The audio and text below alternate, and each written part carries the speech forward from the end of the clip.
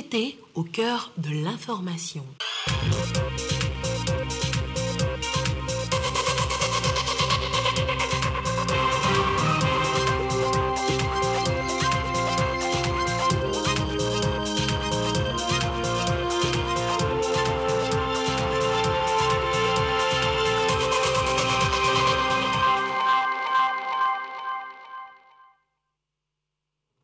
Bonsoir madame, bonsoir monsieur. Voici d'abord les titres de ce journal.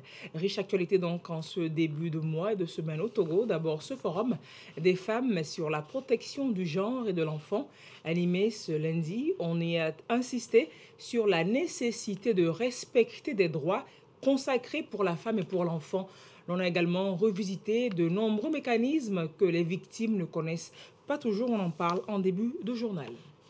Et puis ça y est, tout se joue en un clic. C'est en un clic que la chef du gouvernement rend automatique la délivrance du casier judiciaire au Togo.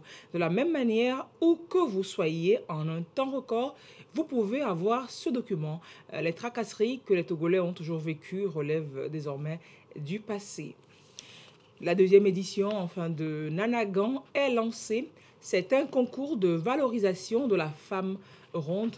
Nous vous en rendrons compte vers la fin de ce journal, donc, du lancement du concours Nanagan. La semaine a donc commencé à Lomé avec une réflexion, de riches échanges même, avec diverses personnalités sur la protection de la femme et de l'enfant au Togo. Cette couche de la population souffre toujours de violences sous nombreuses formes. Cela doit cesser, martèle l'association Femmes d'Action et Cœur Solidaire. Compte rendu du forum avec Edem Soussoukou. Elle porte la voix de toutes celles qui subissent actuellement des violences sexuelles et sexistes. Femmes et enfants sont au quotidien victimes de viols, inceste, pédophilie, pédopornographie et de toute autre forme de maltraitance. Ceci malgré l'existence d'arsenal juridique protecteur du droit de la femme et de l'enfant. D'après l'ONU Femmes, dans le monde, 35% des femmes ont subi au moins une fois des violences physiques ou sexuelles de la part d'un partenaire intime. Face à ce constat humiliant pour la gente féminine, des femmes issues de toutes les sphères au Togo décident de se mettre ensemble pour mettre fin aux phénomènes qui entravent leur évolution. Le Forum des femmes 2021 est un créneau de conscientisation et porteur d'espoir. Malgré toutes les dispositions prises par nos gouvernants pour protéger les femmes et les enfants, nous avons ces phénomènes qui minent la femme, qui minent l'enfant mineur, le viol, l'inceste, la pédophilie et les maltraitances de toutes sortes. Beaucoup de femmes se taisent parce qu'elles pensent qu'elles sont couvertes de honte lorsqu'elles sont victimes de ces actes. Et nous voulons donner l'occasion à toutes les femmes et à toutes les personnes victimes d'avoir beaucoup plus de chances de voir réparer cette injustice, ces actes abominables. Pour plus de protection en faveur de la femme et de l'enfant, les associations Femmes d'Action et Cœur Solidaire associent les hommes à la lutte. Pour le PNUD, les plus faibles doivent bénéficier d'un soutien fort de la part des institutions de la République. L'État doit veiller à ce que les plus faibles soient protégés par la loi et que leurs droits fondamentaux, à commencer par le droit à l'intégrité physique, soient respectés. Ces droits, nous avons à les faire respecter au-delà des portes fermées. Acteur clé de développement, la femme reçoit justement une attention toute particulière. Elle est au cœur des préoccupations actuelles du gouvernement. L'enfant n'est pas en reste. La création des centres d'écoute et de conseil, la facilitation de dénonciation des divers abus à travers les numéros verts, la mise en place des cadres de concertation pour l'implication de divers acteurs participent de la volonté et de l'engagement du gouvernement en la matière. L'arsenal juridique se renforce progressivement. Le Code de l'enfant de 2007, le Code des personnes et de la famille de 2012, de même que le nouveau Code pénal de 2016, entre autres, l'attestent à suffisance. Ces efforts sont en phase avec les instruments juridiques internationaux et régionaux auxquels le pays a adhéré. Le Forum Femmes 2021 veut mettre la femme et l'enfant à l'abri de tout abus sexuel et de toute forme de violence. Il faut dire qu'au Togo, divers mécanismes existent pour protéger les femmes et les enfants. Des mécanismes régulièrement actualisés d'ailleurs. Alors les victimes de viols, d'inceste, de pédopornographie, de coups et blessures, malheureusement, n'en profitent pas toujours, faute d'informations ou du fait de pesanteurs sociales. Mais la prise en charge juridico-psychologique, les acteurs du domaine le confirment, existe bel et bien au Togo. Edem Sousoupo. Généralement, la violence faite aux femmes se manifeste dans l'intimité, loin des regards, et la douleur qu'elle provoque est souvent muette. La honte réduit les victimes au silence. Dans la chaîne de prise en charge des cas de viol, de pédopornographie ou d'inceste, interviennent des psychologues et des associations qui tentent d'accompagner ces personnes blessées dans leur amour-propre. Ce n'est pas aisé de prendre nos consoeurs. Je suis femme aussi. Et celle-là qui vient d'être victime d'une violence, tout de suite, ce n'est pas aussi aisé. Mais je ne peux pas me mettre dans la peau d'un juge pour prendre en charge la personne. Non, je me mets dans la peau de professionnel, de psychologue que je suis. Et donc, bon, je garde mon calme et puis je la prends en charge comme toute autre personne demandant cette aide psychologique-là. Il y en a qui ne veulent pas dénoncer, surtout dans le cas d'inceste. Les cas que nous avons eus, par exemple, concernent un papa et sa fille. Et la fille, ayant tout le respect pour son père, cet amour qu'elle a pour son père ne lui permet pas de le dénoncer. Et pourtant, elle est souffrante. Il y a un accompagnement, il y a un kit qui leur est offert.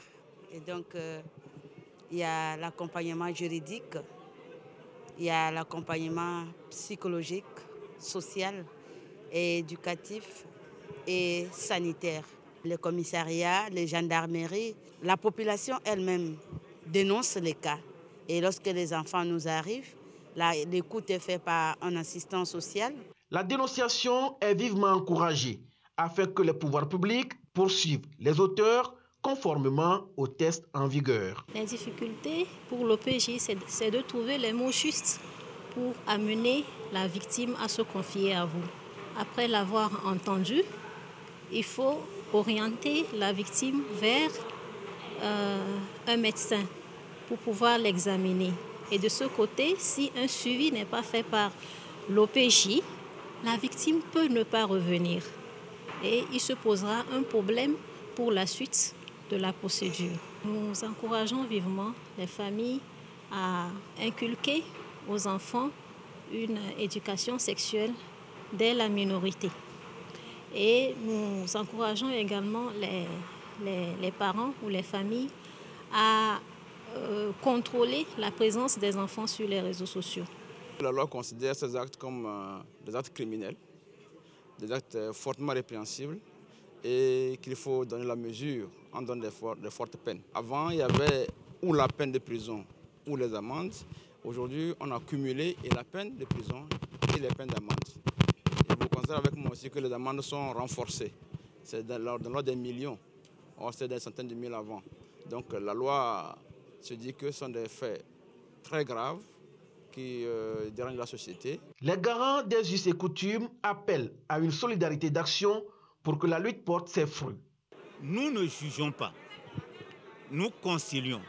La chefferie traditionnelle aujourd'hui a ce devoir de dénoncer et surtout de tout faire pour que la victime puisse aller devant la justice et porter la plainte contre son bourreau. Au moins 200 millions de femmes et de filles âgées de 15 à 49 ans ont subi des mutilations génitales féminines dans les 31 pays où se concentre cette pratique selon l'ONU.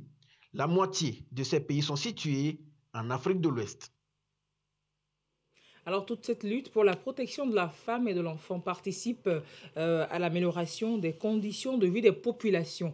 L'UEMOA pour la sous-région ouest-africaine travaille à la mise en place de des statistiques harmonisées sur la qualité de vie des ménages. Les instituts nationaux des statistiques seront mis à contribution, in fine, pour une meilleure planification des projets de développement au profit donc de ces populations. Précision, Clarisse Atikle.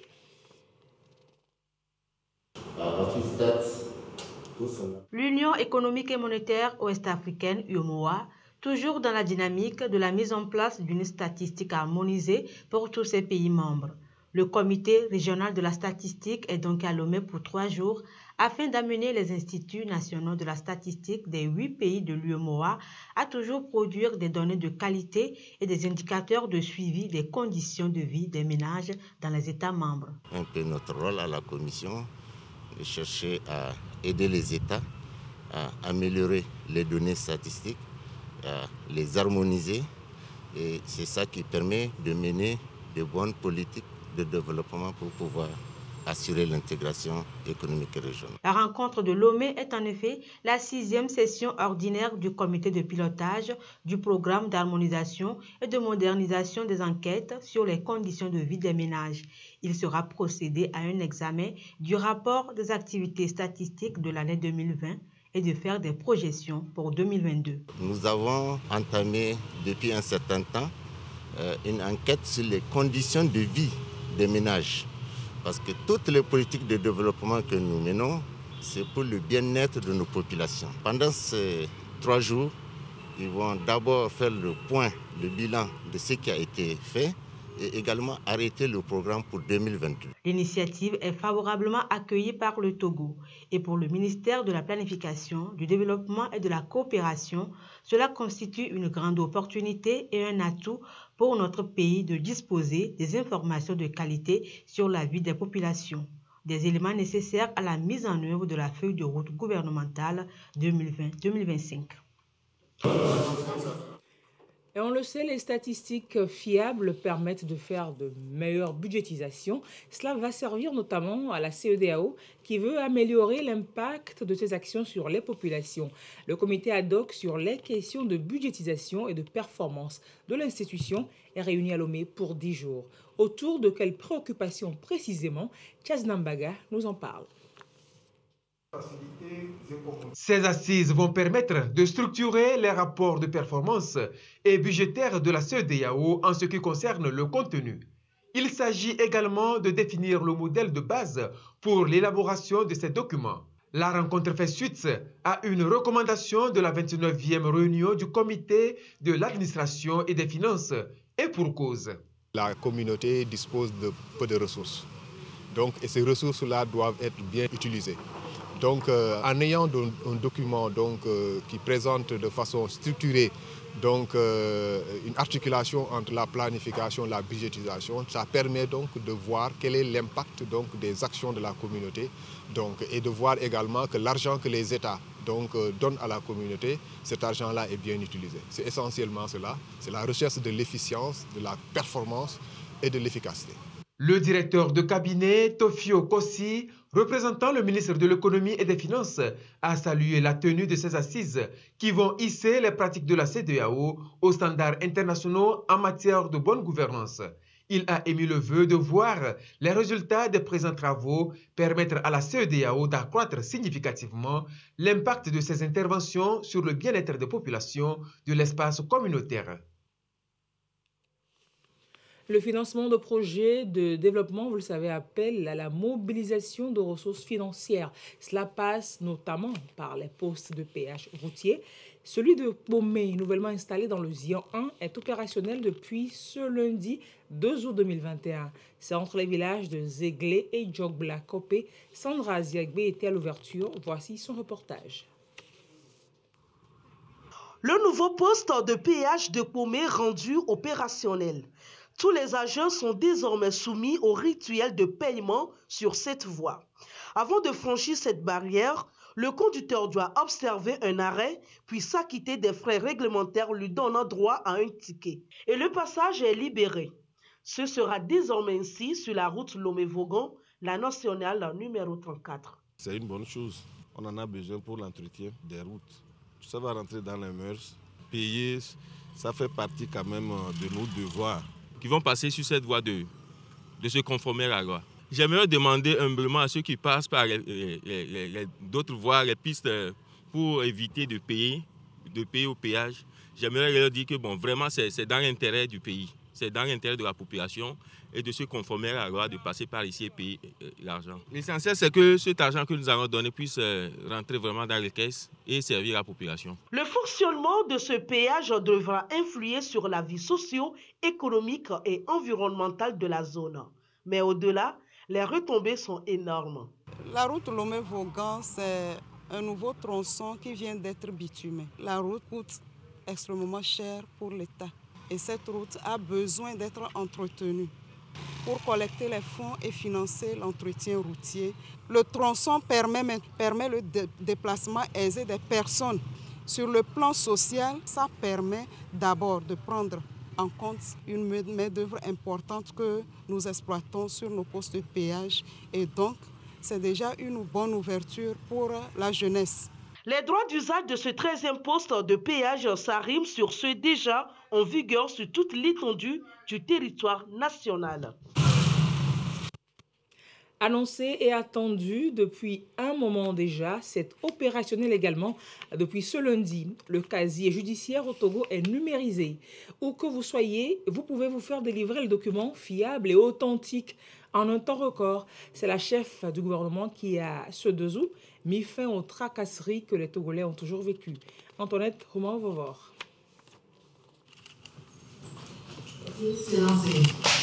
Un clic et c'est fait. La plateforme numérique du casier judiciaire est désormais opérationnelle. La justice rapproche ainsi davantage ses services des justiciables. En plus de gagner en temps, le casier judiciaire automatisé offre plusieurs avantages aux populations. Pour vous connecter à la plateforme, il faut nécessairement une connexion Internet. Mais c'est pour soumettre la demande. Mais une fois la demande soumise, le traitement qui se fait, le traitement que l'on fait de la demande, qui aboutit à la délivrance, là on n'a plus besoin d'Internet. C'est un réseau local appelé intranet qui est maintenant mis en route. Le citoyen ne mettra pas plus de 24 heures pour obtenir son casier judiciaire. Le processus de digitalisation des services publics est en marche. Débutée depuis 2014, la démarche a connu son épilogue ce jour. L'objectif du gouvernement est de moderniser l'administration publique. Si par exemple, vous êtes né à Dapan et que vous vous trouvez à Lomé, pour pouvoir obtenir votre B3, qui ne coûte que 500 francs, vous êtes obligé de voyager de Lomé jusqu'à Dapan pour vous adresser au tribunal de Dapan. Maintenant, avec le système de digitalisation, vous êtes à Lomé, mais vous faites la demande en ligne, vous payez en ligne et vous indiquez l'endroit où vous voulez retirer votre B3. Pourquoi est-ce que vous allez vous déplacer pour retirer? Parce que ça, c'est obligatoire. La signature que porte le document, c'est une signature électronique manuscrite. Mais il faut un cachet frais pour authentifier l'acte. C'est que les données qui sont portées dans ce document sont des données désormais fiables. C'est une procédure complètement dématérialisée. De sa chambre, de son bureau ou de n'importe où, l'on peut désormais obtenir son casier judiciaire en se connectant. Il suffit d'aller sur le site casier judiciaire en un seul mot, .gouv.tg.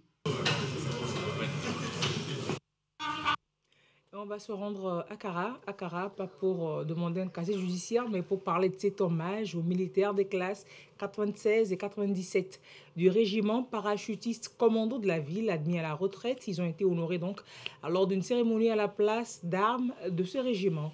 Les forces armées togolaises leur sont reconnaissantes pour service rendu à la nation. Nestor Mouzou. Il y a un début et une fin pour toute carrière. Ces 3 militaires en tenue kaki, appartenant au RPC, Régiment Parachutiste Commando, après plus de 20 ans de service sous le drapeau, sont appelés à faire valoir leur droit à la jouissance de la retraite.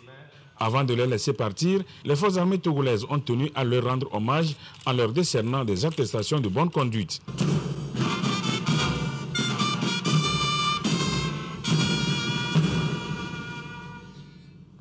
Dans son message présenté par le lieutenant-colonel Latiembe Kombate, chef du corps du RPC, le président de la République, chef des armées, Forest Mnanyazingbe, a témoigné la reconnaissance des forces armées togolaises aux nouveaux retraités pour le sens du devoir dont ils ont fait preuve durant leur carrière. Je tiens à vous féliciter chaleureusement au nom de toutes les forces armées togolaises pour le travail accompli. Des fois, dans des conditions difficiles, mais toujours avec la même ardeur et la même passion. Il est opportun, voire primordial, de vous célébrer, de vous rendre hommage pour le courage, l'abnégation et le sens du devoir avec lequel vous avez été au service de notre patrie. Les nouveaux retraités ont aussi été exhortés à éviter les tentations et à rester dans la droite ligne en matière de civisme, d'éthique et de la déontologie. Ils ont aussi été distingués dans le même sillage. Ce sont les meilleurs élèves du collège militaire EADEMA. C'est une tradition en chaque fin d'année scolaire dans cet établissement de référence qui, par la même occasion, a accueilli la nouvelle promotion d'enfants de troupe. Nous retrouvons encore Nestor Mozo. Au collège militaire EADEMA, il a été institué une forme de baptême. À leur entrée dans ce collège, les enfants de troupe reçoivent de leurs aînés de la classe de terminale les attributs de l'établissement composé du béret et son insigne, des épaulettes et l'insigne de poche qui attestent leur appartenance à l'école.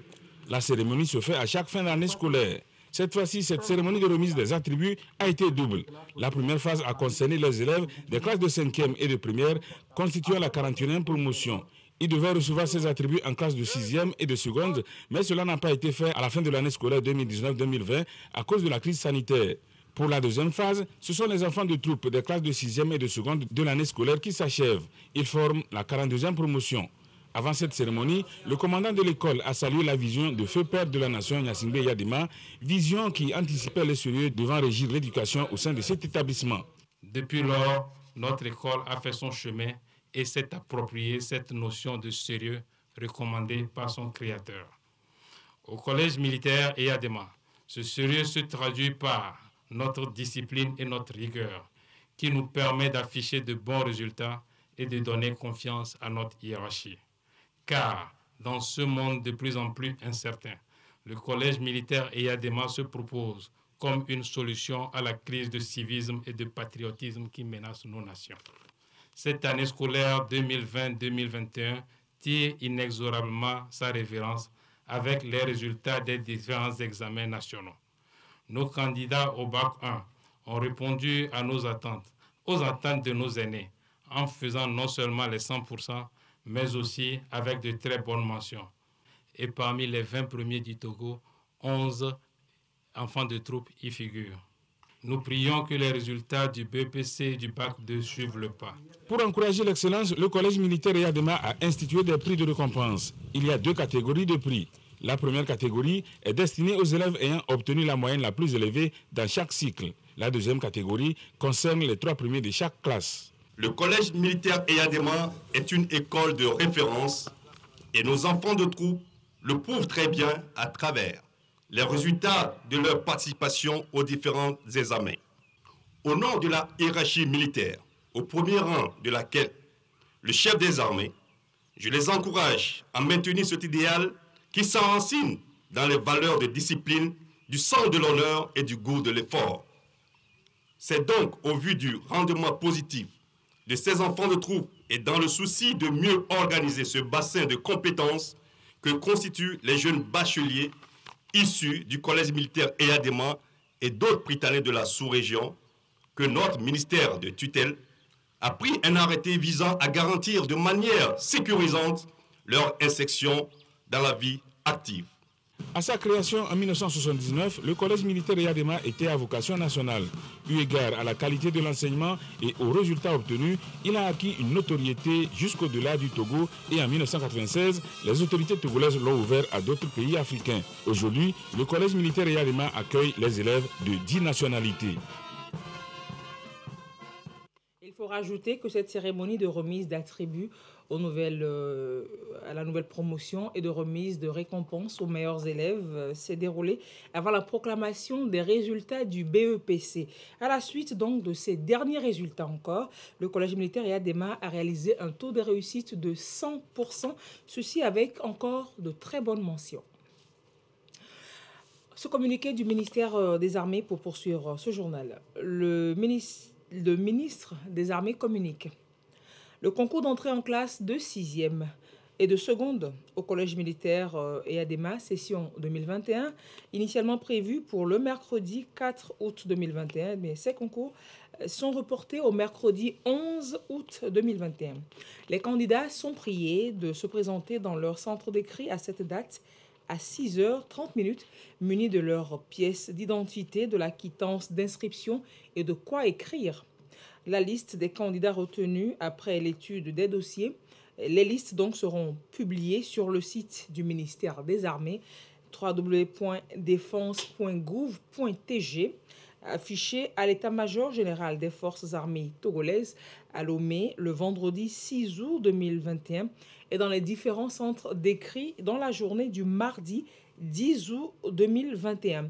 Les centres d'écrit sont École primaire publique du camp général Nyasingbe Eyadema à Lomé, lycée de Tchévier ville 1 à Tchévier, lycée d'Atakpamé à Atakpamé, école du camp de la gendarmerie de Sokodé à Sokodé, collège militaire Eyadema à Kara et école centrale de Dapaon à Dapaon. Le port de bavette est obligatoire pour chaque candidat au cours du concours. Le communiqué est signé le 31 juillet 2021 par le ministre des Armées et Sozimna Marguerite Nyakade. Alors, mais signalons cette conférence de presse de l'Alliance nationale pour le changement ce lundi matin. L'ANC y a exposé et expliqué ses préoccupations formulées à la concertation nationale des acteurs politiques qu'elle a récemment quittée. Yataratem y était pour la télévision togolaise. Reportage. Face aux journalistes, les responsables du parti politique ANC, Alliance nationale pour le changement, se sont prononcés sur l'actualité sociopolitique du pays. Occasion de faire l'inventaire des préoccupations formulées lors du dernier dialogue. Nous voulons que l'opinion sache que nous avons proposé la double vérification biométrique, nous avons proposé l'authentification des bulletins de vote, nous avons proposé la délivrance de carte nationale d'identité pour éviter l'inscription sur les listes électorales par témoignage. Et nous disons que les points fondamentaux qui nous semblent nécessaires pour la transparence, si ces points ne sont pas pris en compte, à quoi auront servi ces discussions? Je vous ai parlé de la question du découpage électoral pour les élections législatives. Cette préoccupation a été partagée par la C14, ça veut dire 14 partis de l'opposition. Et aujourd'hui, je ne peux pas comprendre que ce point soit exclu de l'ordre du jour des discussions. Ces préoccupations sont relatives à l'assainissement du cadre électoral, notamment un redécoupage électoral équitable pour les élections législatives, un recensement électoral général, biométrique et intégral, une recomposition de la CENI. Le parti de Jean-Pierre Fabre dit avoir insisté aussi sur la révision de la loi portant statut de l'opposition et celle relative aux manifestations publiques. Et signalons que le concours sous-régional d'élégance et de valorisation de la femme ronde africaine Nanagan a été lancé vendredi dernier à Lomé. Thème de cette édition, rôle de la femme dans la riposte contre le Covid-19. La compétition regroupe 10 candidates du Bénin et du Togo. On en parle avec Elom Tofa, Marie-Anne Nabédé et Antoinette Romao-Vovor.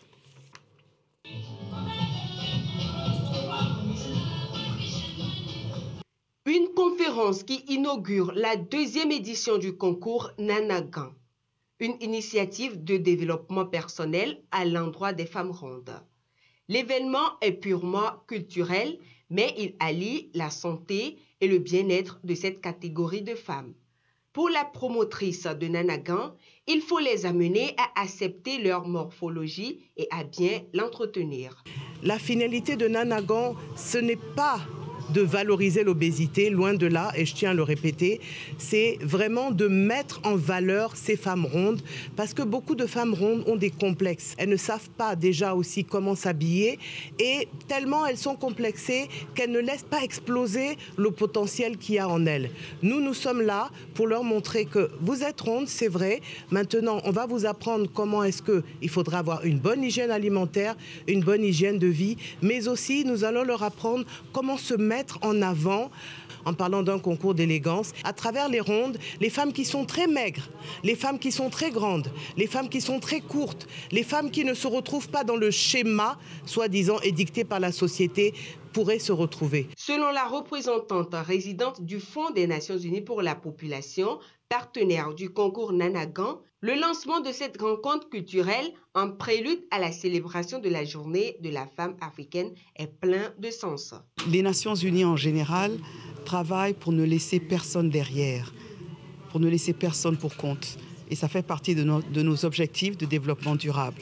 Et il était important pour UNFPA de participer à cette 2e édition pour non seulement soutenir une partie de la population qui est généralement exclue, mais aussi pour attirer l'attention sur les besoins en santé de la reproduction des femmes en surpoids ou les femmes rondes. En attendant la finale prévue pour la fin du mois d'octobre, les 10 candidates du Bénin et du Togo suivront une formation sur l'autonomisation de la femme et le développement personnel.